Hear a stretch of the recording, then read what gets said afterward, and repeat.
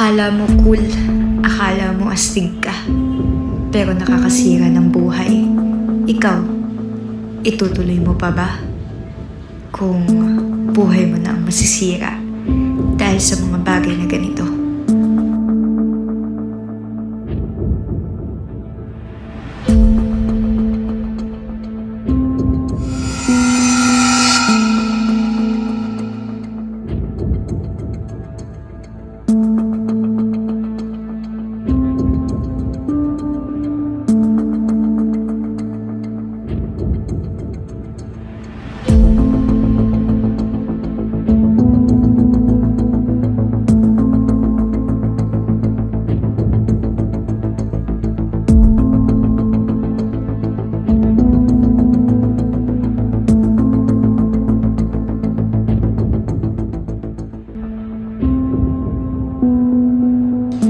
Isang hit hanggang sa naging araw-araw.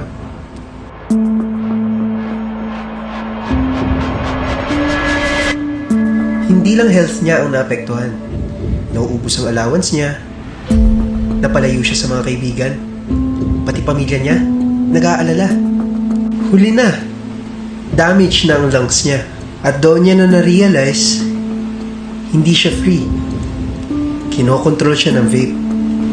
Nag-decide siya to stop.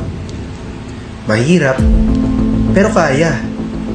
And every day, naging mas malakas, mas healthy, mas masaya siya. Choose life. Say no to smoking and vape.